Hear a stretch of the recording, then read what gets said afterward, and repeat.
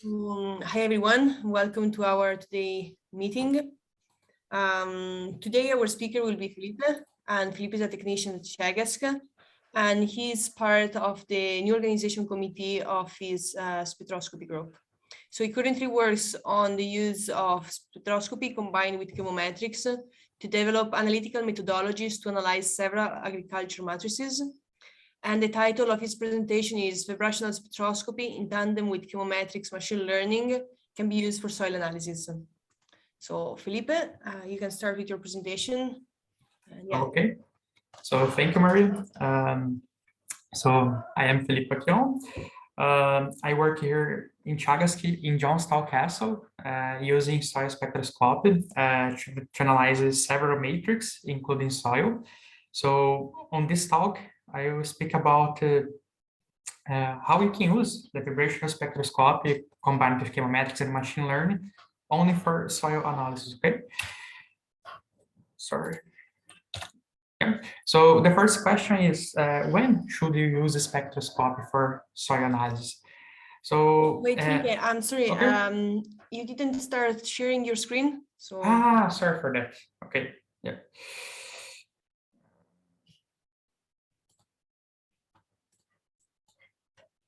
Okay.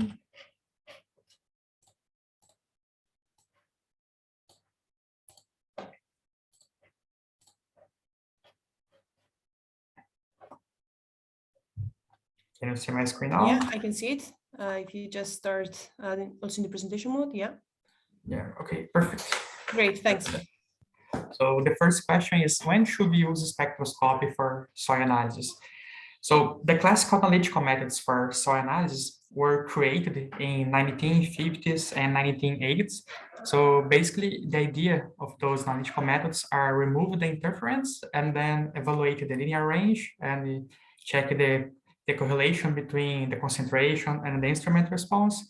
So for this, in general, you use a sample extraction step, and after you use a filter or a cartridge to filter that sample. And after that, you inject that sample in a specific equipment. And after that, you analyze the area or the intensity peak in a specific wave number or in a specific time. And after that, you evaluate the linear range and you calculate the classical statistical parameters like R. You can calculate the linearity, whatever, a lot of parameters. And the main problem of the classical analytic methods is because they don't meet the demands of the precision agriculture, especially because we spend a long time in the hardware part. We spend a long time in doing extractions, using filters, whatever. In addition, sometimes we use toxic chemical standards or toxic chemical extraction. So it's not good for the environment, and we need to pay for some laboratory treat these waste for us. So the idea here is use spectroscopy because we can minimize the use of the traditional, the classical analytical methods, and we can use spectroscopy for that. So using the spectroscope, we have here the dry soil samples, and then we can collect the spectra of the soil samples, and then we can build the chemometric models, use the whole range or a specific range in the whole spectrum, or can select several wave numbers, and then we should build the chemometric model, and then we can need to evaluate outliers, calculate the accuracy parameters. So here in the spectroscope methodology, you spend a few time in the spectral acquisition, something like 30 seconds, 10 seconds, or 1 minute, you depend of your spectrometer. However, you spend a long time to build the chemometric models, to build the statistical part.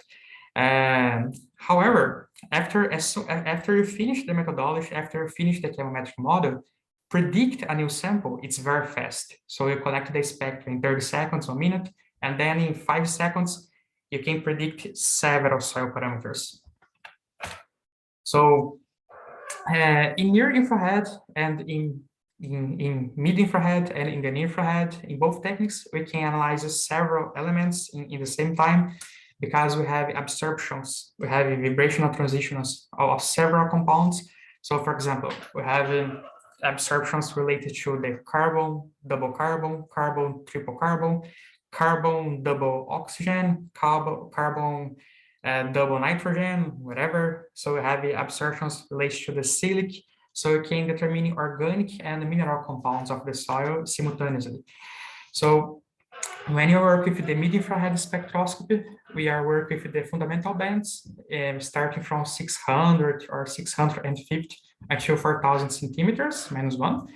And while we are working in the infrared, in general, we are working with 4,000 until 12,500. So here we are working with overtones and combination bands. So we have here from the level 0 until the level 2, we have the first overtone. From the level 0 until the level 3, we have the second overtone. From the level 0 until the level 4, we have the third overtone, and we also have the combination bands. Here I have a table about several organic and mineral compounds that are present in the soil that show vibrational transitions. This meeting is being recording, so after you can pause the video and check this table. I also put here some reference. In general, when we are analyzing the soil, use the vibrational spectroscopy.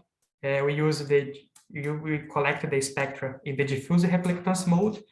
So here we have the source and the radiation source, and then the radiation will hit the soil, will penetrate some micrometers, and then the radiation will reflect to another part of soil, and then will be reflected again, will penetrate. We'll do this a lot of times in all directions, and then part of this radiation will arrive in the detector. So every time that the radiation hit the soil, we have some interaction. Part of the radiation will be absorbed, and then you can see that in the detector. Okay. Here we have an example about the diffuse reflectance in the near infrared. So here we have the radiation source. In general, the radiation source in the near infrared is a halogen lamp. Okay. So here we have the radiation source, hit the soil, go through the detector. In this case here is not the detector, actually is a fiber optic. So the fiber optic will conduct the radiation until through the detector in the instrument. Here we have the diffuse reflectance in the mid-infrared. So here we have the radiation source. We hit a mirror here. We'll go to the soil sample. Part of this radiation will return, and then we hit again the mirror, and then it goes to the detector. In this case here, in general, the radiation source for the mid-infrared, it's a glow bar, it's a silicon carbide. So a lot of students imagine that the radiation source in the mid-infrared is a laser, but no, it's this material. So basically you hit this material, and this material will emit the near infrared radiation, okay? So using diffuse reflectance, we can use vibration spectroscopy to analyze the macro regions until micro regions.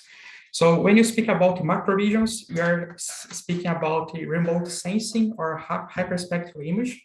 So here the pixel will be something like kilometers. So we can use that to study planets, to analyze vegetation, soil composition, mineralogy, water, or urban planning. Again, here the pixel, it's very big, so we don't have a high accuracy, okay?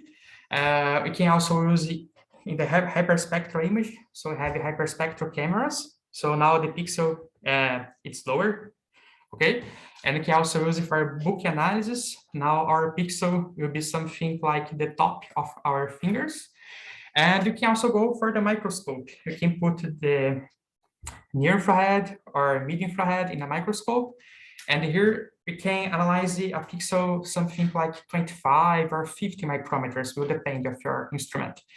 So in the micro region, you can work in the detection and the identification of microplastics. You can analyze the soil structure. You can see the soil homogeneity. You can work in the detection and identification of nematodes in soil. So we have large possibilities here. Here we have an example about how can use the spectroscope to analyze the soil using satellites, using telescopes. So in this case, we have a very good radiation source, which is the sun. So the sun will hit the planets in a lot of regions at the same time. And in the satellite, the telescope will focus the detector of the telescope in a specific area. And then we will collect the spectra and we'll send this spectra to a receiving station. And then someone will analyze this spectra, okay? I don't know if you guys heard about it, but this year was released in the space, the James Webb telescope. This is the most powerful telescope that you have in the whole world. And this telescope has a lot sensors, a lot detectors. And among them, we have one detector for the near infrared, another detector for the mid infrared. And we also have a detector that is able to analyze the far infrared, okay? So this is the range of the spectrometer. So when you're working with the remote sensing, we have something like this.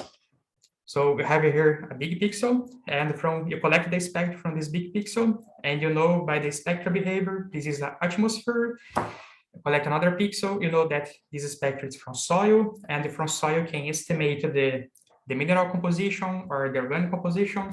You also have a spectrum from water and from the vegetation. So you can build a lot of different maps using this kind of technique.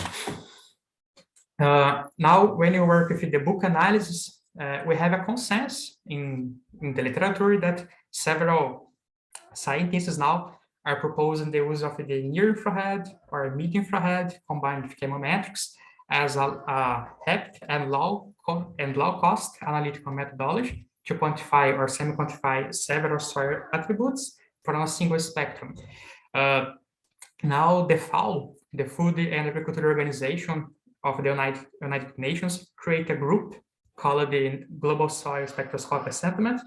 So we have a group of researchers that are creating a protocol to analyze the soil. So, however, we have several kinds of possible spectrometers with different sizes, different technologies. For example, we can use the handheld spectrometers in the near infrared or in the medium infrared. So here the soil sometimes can be wet, sometimes can be dry. The soil particle size is not the same for the whole field. We can also collect the field samples, go to the laboratory, dry the soil samples, sieve the soil samples, and then analyzing benchtop spectrometers. Those benchtop spectrometers can have an autosampler or not. So if you have an autosampler, you fill the soil samples in the cups, and then especially in the mid infrared, the autosampler will move the stage. So will not move the laser or nothing. The optics will fix this part is fixed. You just move the stage, and every time that you move the stage, you collect the spectra for its soil. We also have some spectrometers with the optical fibers, especially in the near infrared. So here you have the soils, and you have here the radiation source, and you have the detector, and again the radiation hit the soil, go to the detector. And it's very important here, the optical path should be constant. You cannot change all the time the position of the lamp, the position of the detector, because if you do that, you change the optical path, so you lost accuracy of your model. So it's very important you select the best distance and then always use that distance. We also, about the handheld spectrometers, currently we have a lot near handheld spectrometers. We have the cheapest one, we have expensive handheld spectrometers. For example, we have that from Texas Instruments. The price starts in 1,000, and if you buy from another manufacturer, it'll be something like 2,000. So this spectrometer can analyze between 900 until 1,700. So you have here the third, the second, and the first overtone. And you have another spectrometers like from the NIR spectrum. You can get here a piece of the second overtone, the first overtone, and all the combinations bands. So you can have one spectrometer to analyze specific parameters in the soil, and another spectrometer to analyze specific parameters in the soil. So currently, if you put in Google soil analysis NIR spectrometers, you find a lot of companies that bought those cheaper spectrometers, and then they bought a Arduino computer, and then they put in the LCD screen, and they created their own spectrometers. And but they don't send for the laboratory or for the farmer the spectra. He only gives to the farmer or for the laboratory the composition of the soil. So for example, you press the trigger, you analyze the soil, and they keep the instrument, you say it for you. The soil has the 20% of organic matter, the composition of sand, clay, and silt, the pH is, I don't know, 5. So you have this kind of information. So the idea here is that's companies, they build the spectral library. Using the spectral library, they build the chemometric models, and then they sell the solution. Okay, I have a lot of companies that are doing now this kind of stuff. In the medium infrared range, is not so common. You see the handheld spectrometers. To be honest, I only found the 2 handheld spectrometers, and both were for Iceland.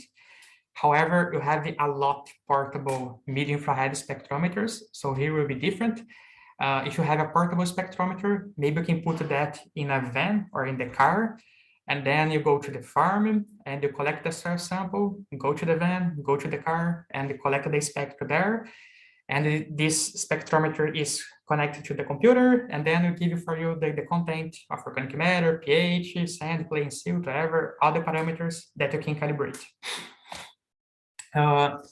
When you speak about benchtop spectrometers, you have an infinity of spectrometers too. So you have spectrometers that analyze only in the near infrared or only in the mid infrared. We have spectrometers that can analyze in both ranges. So you change a lot, okay? So for example, in this instrument from Thermo, you can get the soil spectra, use the integration sphere here on the top. So the radiation comes from the bottom. You have a glass cup filled with soil. So the radiation comes from the bottom, hit the soil here, and is reflected to the detector, and then you get the spectra. You can use the probe. So here you have the fiber optics, okay, something like that. You can put the probe in a cup of soil and then get the spectra. In general, when you have this kind of instrument, you have a bifurcated fiber optics. So you have it's only one hole, but you have here 2 ways for the radiation. So the radiation hit the soil, and then it's reflected in a different path. Okay. You can also have the spinner, which is something like this. Again, the radiation will came from the top, will hit the soil, and then will be reflected for the detector. You can have auto sampler. For example, this instrument can collect the soil spectra in the mid infrared and in the near infrared, and the number of cups in the microplates, again, can be 24, can be 100, can be 90, will change depending on the instrument.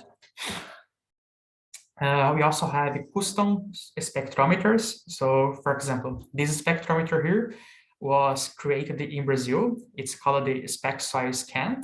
So the company used 2 detectors, so one for the visible range and another one for the near range. So this instrument here have a distance sensor because we use this kind of cups. So the soil can be on the top, it can be in the middle, or it can be in the bottom. So with this distance sensor, the probe will hit the soil, and then we return a few millimeters, and then we will start the spectral acquisition. Remember, if you change the optical path, your models will lose accuracy. So it's very important that your optical path should be always the same in the whole for all the analysis. This instrument uses a barcode scanner, so it's good to minimize the typo errors.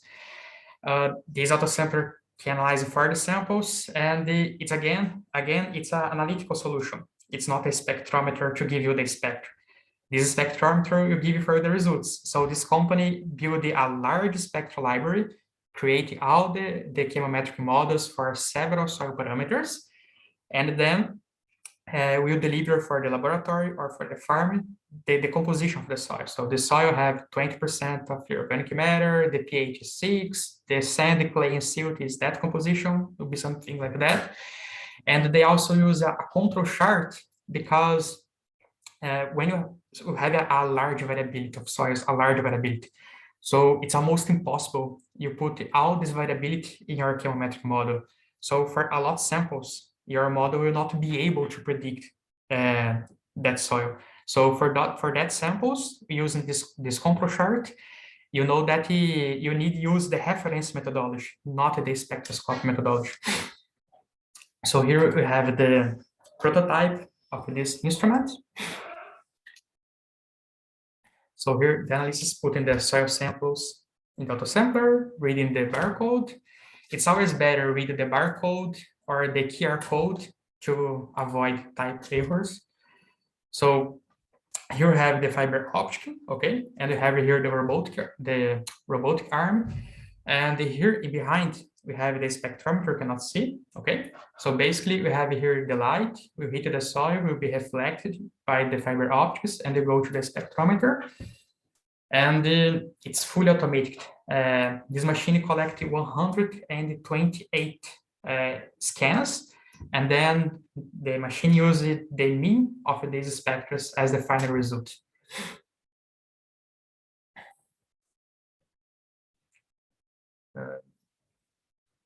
So yes, it's fully automated. As soon finish one, goes to the another one. When you are working, so just to summarize, when you are working in the remote sensing, we just collected the spectrum. It's impossible to do some soil sample preparation, right? When you're working in the field using the handheld or portable spectrometers, you don't do any soil sample preparation. However, when you work in the laboratory, we can at least dry the soil samples, ground and sieve the soil samples. And doing these 3 basic steps, we increase a lot the accuracy of the regression models. So in general, people can dry the soil samples in the air or in the oven. However, if you are analyzing in the mid-infrared range, maybe dry in the air cannot be good enough because you have water, and sometimes water can be a problem for the mid-infrared range. So maybe you should try cut the water range from the spectrum or see the behavior, okay? After you need the ground and sieve the soil samples, when you read mostly of the studies that use near infrared range, you see that they use samples sieved from a sieve of 2 millimeters. And while when you read the studies that use mid-infrared range, you see that beside these steps, the samples are also bone milled. So yeah, so the granulometry will be something like lower than 0.1 millimeters, okay? Some authors say that this step is necessary because the spot for the mid-infrared is not so big as the spot for the near-infrared. So here maybe the spot can be a circle with a diameter of 2.5 or 3 millimeters, so it's not so big. Of course, you can do these steps manually, or you can have machine for that. So this machine here, you just put the soils, the machine ground the soils and sieve the soils, and after that you can put in the oven or to dry in there. Besides have this tendency in scan the 2 millimeter samples in the near infrared range, and the bone mill the soil samples to analyze in the medium infrared range, we did some tests here in Chagas, and we have the spectra of bone milled and the 2 millimeter samples in the mid infrared and in the near infrared, and we compare the accuracy between bone milled and the 2 millimeter models built to determine 11 soil attributes. And in our tests here, using our spectrometer, the results were statistically the same. So there is no difference between bone milled and or analyze the samples in 2 millimeters. Okay, so maybe something that if you want to build a large soil spectral library, maybe you should do this test. Because if you need to ball milled 10,000 samples or 20,000 samples, it's a longer process. So if you can avoid that, it would be very good.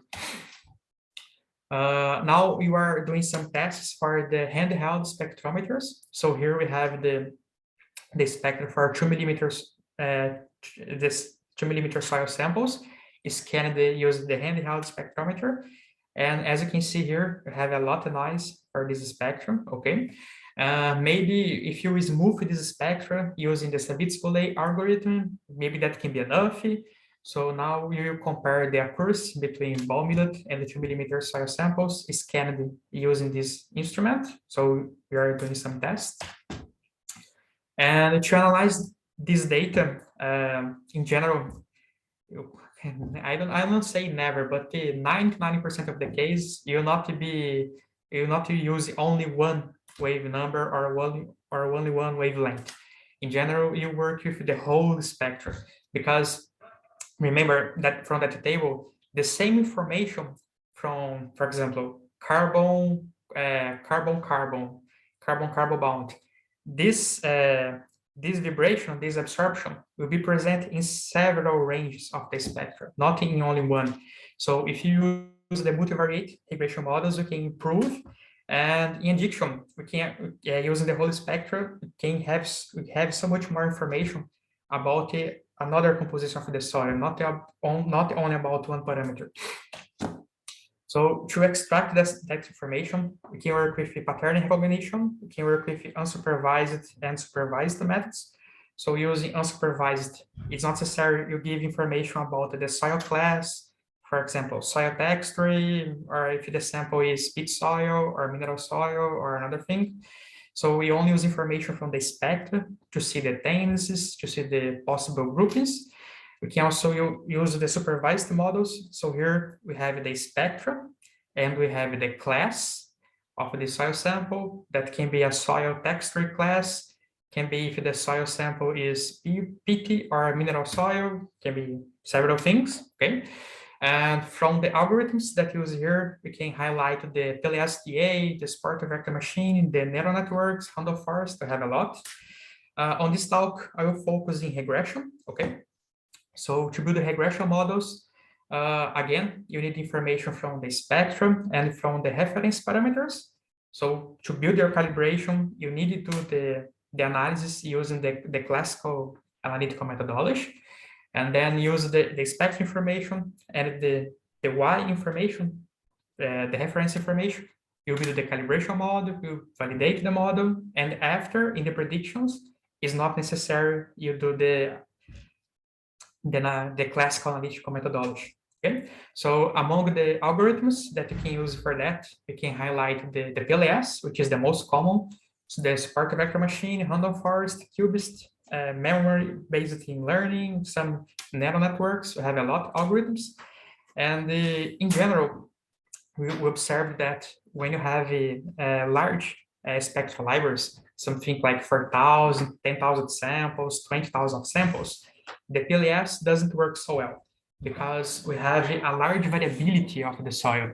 So we start to lose, so it's not be a linear relationship, because for the same soil parameter, for example, if you select all the samples with organic matter content of 20, the spectral variation for all those samples will be very different.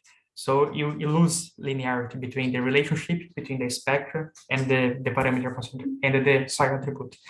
That's why these another algorithms that have more generalization power are more used, when you work with large spectral libraries.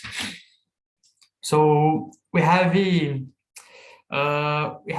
lot procedures to build your regression models. Okay, here I just put some basic practices that you have to build the regression models. A lot of those suggestions I get here from the ASTM E1655.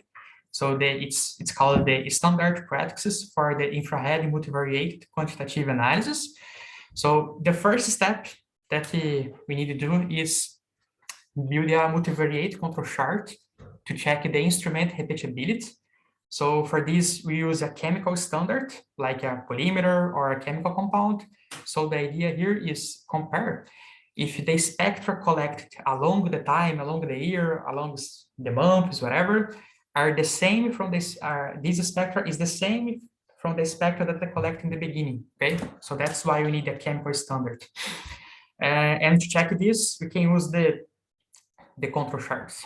After we can start the soil spectra acquisition, and we can check the spectral quality. For example, if you have a height level of noise, if you have a height standard deviation between the replicates, so maybe you should try optimize the soil particle size. Sometimes, for example, if you are in the field and the temperature is 12 degrees, but another day is 40 degrees, if you don't have this information in the calibration, because the spectra change when you change the temperature. So if you don't have this information, the calibration, or you don't use always the same temperature, that can be bad for your regression models, okay? After you build the regression models, you should always check the most important variables. So you need to find what is the relationship between the most important variables and the chemical variables that you are analyzing. So for this, you look at the VIP value, the VIP scores. You can look for the loadings. You can look for the most important variables graphs. Graphs will change depending of the algorithm that you're using. After that, you need to validate the regression model. So for this, you can use a set of blind samples, also called the external validation samples, and use those samples. For example, you build your model, and someone gives for you 100 samples, but you don't know the reference values of that samples. So you predict that, and after, someone will give the reference values, and after that you can calculate what is the real accuracy of your model. And in this step, you can see if your methodology is able to identify outliers, if you have some bias in the validation samples or something like that. And after you finish everything, you can say, now I will employ a spectroscopy to predict new samples. You need to always do the model monitoring. So you need to check outliers. Another good strategy is select part of the samples that you are predicting. And for example, can put 5% of the samples that I'm predicting. I will send these samples for the laboratory, and I will do the reference analysis. So you can always check if your model is still working, if your instrument is still working well. So doing all these steps here, you create redundancies to check if your instrument and if your chemometric model is still working. You can find more details in the ASTM E1655. Okay. So the first step here is check the instrument repeatability, as I told you. So we use a chemical standard for that, and we have different strategies to do that. Here is the easiest one, in my opinion. So we can build a control chart using the PCA. So you scan the reference compound, okay, along the time, every day before the analysis. And then you can build two control charts, one using the key residuals and another one using the Hotland t-square. So the key residuals, we will see the variation that you have in recover the full spectra using the PCA. Because remember, when you multiply loadings by square by loadings, we recover the full spectra and we have the error. So the key residuals chart, we analyze this, the residual variation. So if you have a new peak here, you see that here in this control chart. And when you use the Hotland t-squares, also called the labors, you see how far is that the reference compound from the mean of the another reference compounds. So remember, should be the same, cannot be far. If this spectra is far from the mean, that means something changed in my instrument because I'm collecting the spectra from the same sample. So why in a specific time this spectra is so different from the mean of another spectrum? So you need to investigate that. Okay. So you using this using this two control charts, you can see that very well. If you don't do that, maybe something like that can happen with you. So we have here the calibration samples, and we have here the validation samples. As you can see, the calibration sample is blue, and the validation sample is red. As you can see, you have a bias on our model. So if you think the fast solution is, this is a constant bias, so I can add or subtract a k-value in the predictive results. So if you subtract or add this k-value, will fix this bias. Okay, this is a fast solution. However, it's not the best. If possible, you can plot the same calibration samples scanned in the beginning of your analysis and the after analysis. So for example, here we have the same soil samples were scanned in 2020 and after in 2021. As you can see, the spectra are almost the same except for this region here. So we have a problem here in this region. Why we have this problem? I don't know. So the solution, maybe we can remove this strange region from the spectra and rebuild all the regression models. So this is the fast solution. It's not the best. What is the best solution? Investigate why the spectra are not the same. Maybe something's happening. And to check what is happening, you work with troubleshooting. So having a lot of strategies that you can use. So in my case here, what I did was organize the matrix in chronological order, and then in the y-value, I built here a PLS, okay? And in the y-value, I put the chronological order. So the sample that analyzed first was the number 1. The sample that analyzed the second was the number 2. So doing that, as you see, I have a good model here to determine the chronological order. And after that, I analyzed the most important variables using the VIP scores, and I have this kind of graph, okay? And then I check in the literature, and this graph, it's the CO2 graph when you look from the NIST library. So yeah, I know that I was having that problem because I had a CO2 accumulation in the detector. So the instrument here was with problem in the purge system. So we just increase the flow of the purge system, and we solved that problem. Another very important step when you are working with regression to analyze soils is pay attention to the outliers. So for example, here in the blue samples are the calibration samples, and the red samples are the outlier samples, okay? So as you can see, the outlier samples, they always have the peaks more or less intense than the peaks that you have in the calibration samples. So there is no statistical meaning in, I cannot predict that outlier samples because I don't know if the relationship for these intensities, I don't know if this relationship are linear or not linear. The same thing when you are working with univariate models. So suppose here you're working with ICP or chromatography, something like that. So here you have the concentration, okay, in the X, and in the Y axis, you have here the intensity.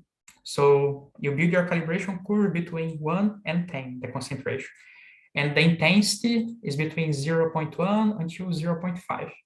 If in our validation, you have a sample that the intensity is 1, you cannot guarantee that the concentration will be something like 15, because you don't know if this relationship here, it's linear or not. Remember, you cannot predict that sample. The same thing here for the spectroscopy models. So if you selected the calibration samples, build the spectral library, build the model. If you have a sample, which is the band, it's bigger than the bands that you have in the calibration step, you cannot predict that sample. It's statistically wrong, okay? You should avoid that. The next step is evaluate if the chemical information extracted by the model have a chemical meaning or not. So for example, here we have a PCA, okay, of the mineral soils in red and the pit soils here in green. So mineral soils have their organic matter content lower than 30, and the pit soils have the organic matter content higher than 30, okay? So you can see here the pit soils are in the positive side of the PC1, and we analyze here the loadings of the PC1. We know that the pit soils should have higher bands of this this wave number here in 1720. So you know this is related to the COOH, and this band here, which is related to organic carbon or nitrogen, hydrogen. And we know that should be lower content of this band here, which is related to the quarks. So we need to check. If the sample are pit soils, we expect that the organic matter are higher. So we expect the higher content of this band here, because this band is related to the organic matter. This band is also related to organic matter. This band here, we know that quarks is related to the sand. So if you have a high content of organic matter, you don't have too much sand. So that's okay. That's correct. A lot of students already are using the software with graphical interface. If they're not having good results, they start to try a lot of different processes, a lot. And the students use a lot for processes and then say, this is the best processing for me. So for example, here I auto-scaling the spectras, and as you can see, the results look like very good, right? However, when we start to see the loadings, it's a strange interpretation that, because look, in this range here, you have only the shift because the light is scattering. And this range here, this range here was considered important. So what is the chemical information here? We don't have any chemical information here. We only have the physical light scattering of the light. However, this light scattering, because the different soil particle size, is also related to the organic matter. So yeah, it will be difficult. You explain that for the reviewer to put that in your paper. So you can try use the spectroscopy to analyze physical stuffs, something like that, but not so easy. And another problem here is because when you use the auto scaling in the graph, you give the same importance for the noise and the spectral variation. So if you have a region of high noise, the importance of the noise and the spectral variation will be the same. So you should avoid the auto-scaling the spectrum. We have good results, however, it will be very difficult, or some cases impossible, explain why you have that good results. Hi, Felipe. I'm sorry, I just, there are 50 minutes to the end of the meeting. So do you mind to, I don't know. Okay, sure. Yeah. I keep 5 minutes to the end of your presentations. Perfect. Give 10 minutes for questions. Okay, yeah. So after that, you need to validate the regression model. So we need to calculate the R-square, the RMSEP. We can calculate the RPD, the RPIQ. Okay, you have a lot of parameters to check if your model it's working well or not. Okay. After that, you need to do the model monitoring. So for example, here in Chagas, in partnership with GSI, we selected 1,000 samples to build our regression models. And using those samples, we predicted the soil particle content of another 5,000 samples, okay? And from that 5,000 samples, we selected here samples that were predicted with low, medium, and higher content of sand, clay, and silt. And we send those samples to be analyzed in the laboratory using the reference method. So we use here these 150 samples to check if the accuracy of the model is the same of the accuracy that we have in the calibration set. Here, it's a very good example how strong, how good is the spectroscopy to analyze the soil sample. So for example, suppose that you want to analyze these 5,000 samples using the reference method. The cost of each analysis, it will be something like 40 euros. So to analyze all these 5,000 samples, the cost will be 200,000 euros. So using the spectroscopy methodology, only for the soil particle size, we were able to save 200,000 euros. So that's all. The idea of this talk is only introduce you the different ways that you can collect the spectra using different instruments, the tendency, and the basic procedures that you have for the chemometric steps to analyze the spectra. So if you have any questions, I'll be glad to answer them. Okay, first of all, I would like to thank you. I didn't know absolutely anything about spectroscopy and soil, so it was really helpful for me to understand a little bit more about how spectroscopy works with soil analysis. So yeah, if someone else, if someone has some questions, please unmute yourself and do your question to Felipe. Otherwise, Ben, I have a few questions for you.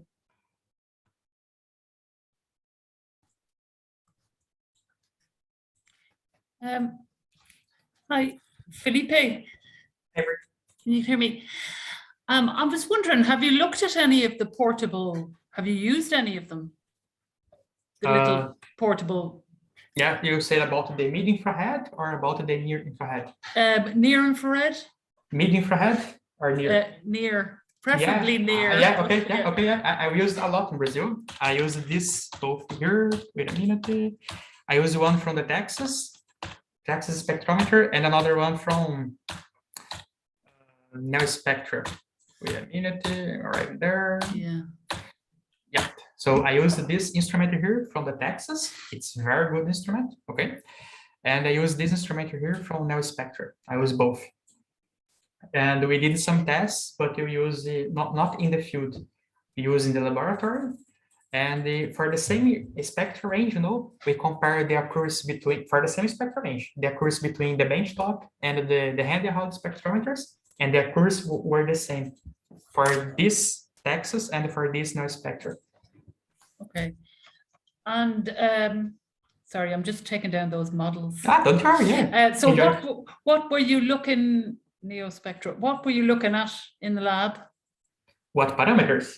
Yeah, like what did you compare? Yeah, what parameters? Yeah. I don't remember specifically for each spectrometer, but they were like soil organic carbon, CC, sand, clay, silt, and maybe I don't remember another one.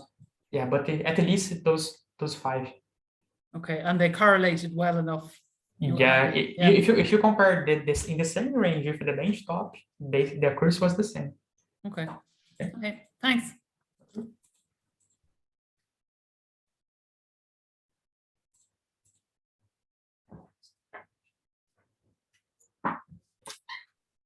Okay, I do a question. So what is the main difficulty when you want to develop a prediction equation for soil spectra? So in practice, I say when I receive a spectra from milk, the first thing I know, I generally tend to take out the noise regions, the water regions. When you receive a spectra from soil, what is the first thing you generally do? And yeah, what is the main difficulty then on developing your prediction equations? Yeah, so yeah, basically after you build your model, so for example, you receive a new sample, right? And you do you sieve the soils, you dry the soils, whatever, and then you analyze the spectrometer. After that, the first thing is check if you compare it to your calibration samples, this new sample is outlier or not. If this sample is in the same range of the calibration sample, if it's not an outlier, so that means that your calibration set have the same variation that you have from the new sample. So you can use your calibration model to predict that sample. Okay, so you don't really care about each peak, because when you use control charts to evaluate the model, the control chart do that for you. You analyze the scores, and you analyze the scores using the hotness scores, and you analyze the residuals using the key residuals. So if you have a new peak, or if you have a peak with higher intensity or lower intensity that you have in the calibration set, the control chart, you identify that, and you know that you cannot use. the methodology to predict that sample. That's what I do. I don't know if it's clear. Yeah, no, it's clear. So yeah, like the first thing you generally do is to look if your prediction equation is suitable for the new observation. The first thing is check if the sample passed in your control chart. After that, you use the regression model. No? It's two different steps.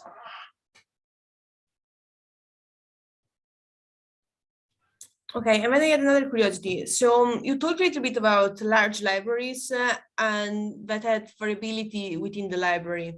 And you said that partially square regression in that situation might not be suitable because there is large differences within the spectra.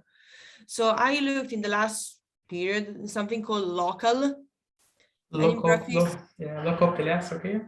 Did you never think about that? I never used it, to be honest. What some people do is it's like build it's memory based. I don't know if it's the same thing, but with different name. But you have the memory based models. So basically, you use the PCA and you have all the calibration samples. Okay, and then for a new sample, you projected the sample in the PCA. You selected the neighborhoods of that sample. So using that neighbors, you create a new calibration and then use that new calibration to predict on that sample. That's called a memory-based learning. But yeah, so yeah, that's the same thing. Yeah, that's actually. Yeah, maybe it's because maybe have different names, no? Yeah. But a lot of people are using that. But the main problem is because when you try, for example, if you want to calculate the most important variables for each model, you have a different VIP scores, no? So maybe that can be a problem. So maybe you should work. You can do that, but you will have like a mean VIP scores to calculate the most important variables. And if you have, I don't know, 5,000 samples, you spend some time. But if good computers, you can do that fast too. So I believe it's not any problem. Okay, it's a very good strategy. Okay.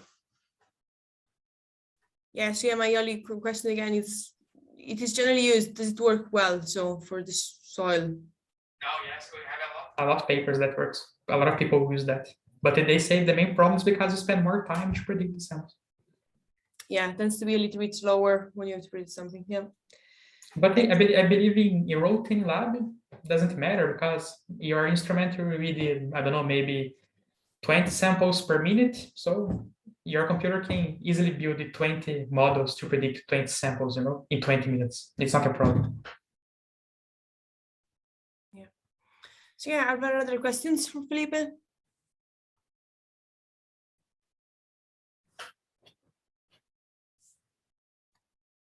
Okay, I really want to thank you for your presentation, Felipe. Yeah, I learned lots of new things about soil analysis and spectral in soil analysis.